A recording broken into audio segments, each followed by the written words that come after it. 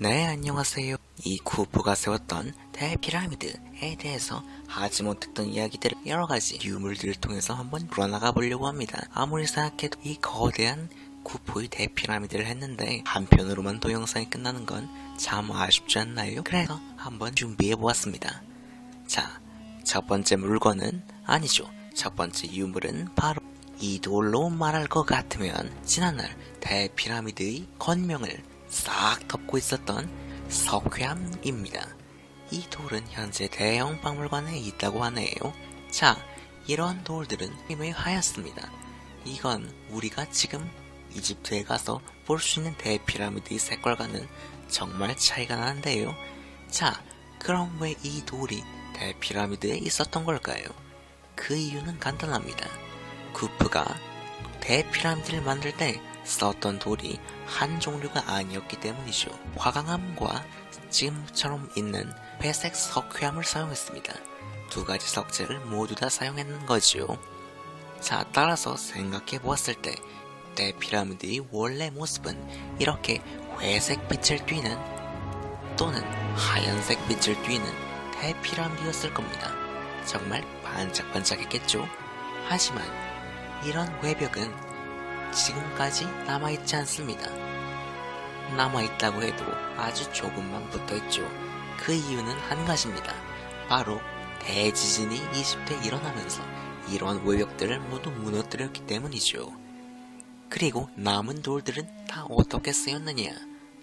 바로 다른 건물들을 만드는데 모듈이 사용되었다고 합니다. 그래서 우리가 피라미드 외벽을 보려면 이집트 수도에 있는 모스크들에 가면 이러한 대피라미드 돌들로 만든 모스크들을 볼 수 있다고 합니다. 정말 아이러니가 아닐까요? 이거는 단순한 파괴로도 볼 수 있지만 어떻게 생각해보면 재창조라고도 볼 수 있는 것이요. 그때는 여러가지 돌이나 재료들을 구하기 위해서 옛 건물을 헐거나 재활용하기도 했으니 그 당시로서는 보편적인 일이었겠지만요. 우리가 이탈리아에 가서도 콜로세움을 보게 될 텐데 그 콜로세움도 자재로 쓰기 위해서 많은 돈이 허물어졌다고 하네요. 자, 이런 점을 봤을 때 쿠프의 대피라미드도 재활용되었던 것을 아실 수가 있을 겁니다. 자, 두 번째 물품을 한번 보시죠. 두 번째 유물은 바로 대피라미드에서 나왔습니다. 대피라미드는 정말 수수께끼처럼 있는 유물이 거의 없습니다. 이 두 물품들을 빼고요. 쿠프 왕 때 만들어졌던 물건들로 추정되고 있습니다. 더할 나위 없이 귀중한 유물인 셈이죠. 하지만 저는 구체적인 사용 방법이 무엇인지는 잘 실감이 안 나네요. 자, 이런 것들은 역시나 저번에 봤었던 돌처럼 대형 박물관에 있다고 합니다. 뭐만 하면 다 영국에 있네요. 자, 이러한 유물들은 7cm나 6cm 정도 되는 꽤 작은 크기입니다. 더불어서 화강암으로 만들었다고 하네요. 자, 이러한 것들을 왜 환기구에다 넣어놨는지 참 궁금합니다. 다음으로 보시죠. 자, 여러분들은 전 영상에서 여러 파라오들의 얼굴들을 보셨을 겁니다. 자, 파라오 쿠프 역시도 얼굴을 그리기 위해서 조사를 해봤습니다. 자, 그럼 파라오 쿠프의 얼굴을 어디서 찾을 수 있었을까요? 자, 일단 파라오 쿠프는 유명한데도 남아있는 조각상이나 유물 같은 것이 별로 그렇게 남아있지는 않습니다. 하지만 한 가지만 나와있는 것도 아니죠. 그 중에서 가장 유명한 쿠프의 얼굴이라고 할 수 있는 건 바로 이 쿠프상입니다. 이건 앞서 말했던 유물들과는 달리 다행히도 이집트에 있습니다. 이 유물은 매우 작은 상으로서 이집트 카이로 이집트 박물관에 전시되어 있다고 하는데요. 자, 이 작은 조각상은 동물들의 이빨인 상아로 만들어졌다고 합니다. 자, 하지만 저는 이 상을 보고 그리지는 않았는데요. 왜냐면 이 상만으로는 잘 그릴 수 있다는 자신감이 안 들었기 때문입니다. 그래서 저는 이집트에 남아있던 조각품이라고도 볼 수 있고 또는 벽에 새겨넣은 그림인 부조를 통해서 쿠포의 모습을 그려낼 수가 있었습니다. 자,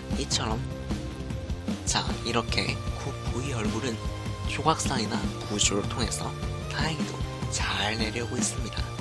정말 대피라미드를 쌓았던 쿠포의 얼굴이 남아있지 않았다면 궁금해서 미쳐버렸을 지경이었을 겁니다. 하지만 다행히도 우리는 쿠포의 얼굴을 대략이나마 확인할 수가 있지요. 하지만 이러한 쿠포의 얼굴이 완전 똑같다고는 볼 수가 없을 겁니다.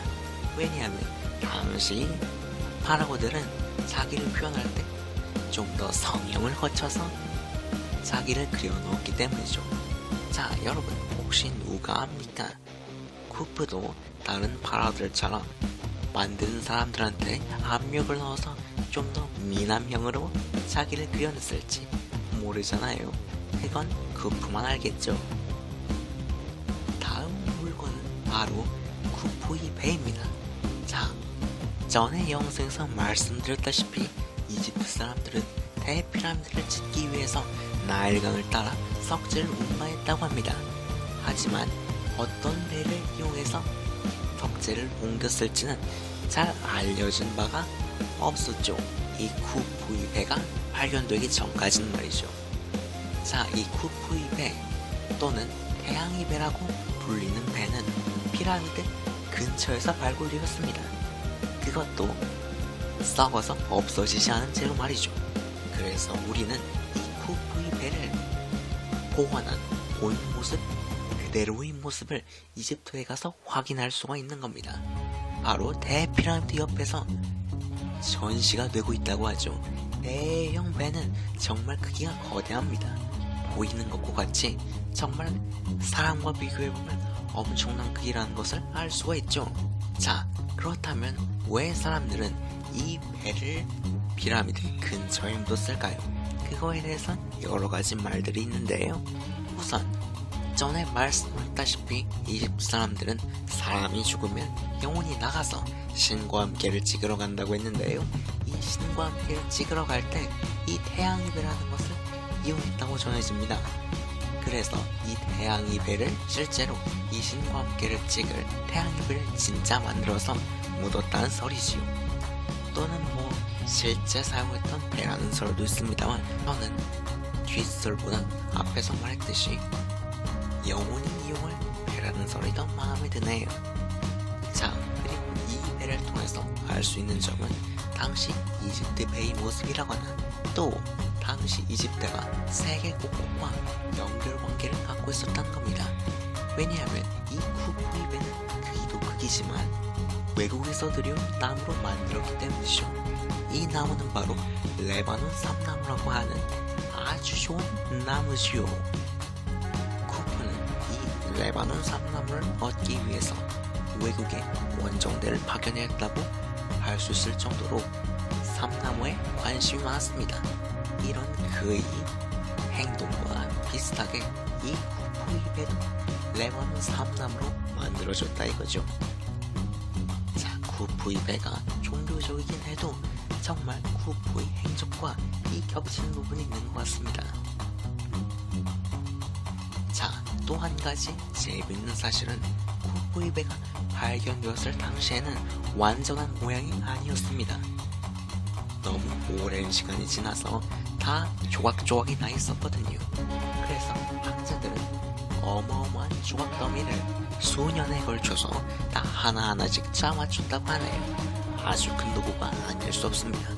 여러분도 거대한 레고를 다시 한 땀 한 땀 맞추라고 한다면 다시 맞출 자신 있으신가요?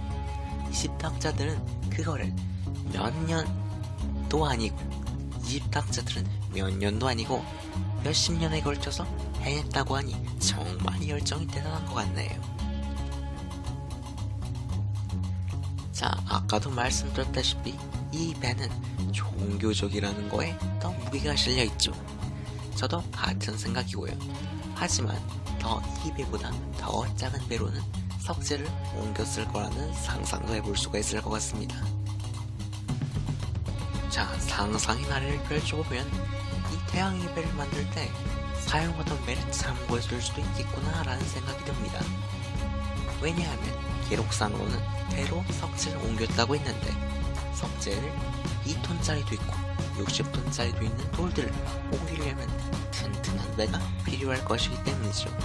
자, 이러한 이유로 이 미션, 돌을 옮기라는 미션을 수행할 때 축소된 배가 셀 수도 있었겠구나 라는 생각이 피라미드 건설지까지 무거운 돌을 옮기라는 미션을 수행할 때 이 작은 배가 사용되었을 거라는 생각도 들게 되네요. 다음 유물은 관리니 일기장입니다. 이 파피루스는 홍해의 항구에서 발견되었는데요.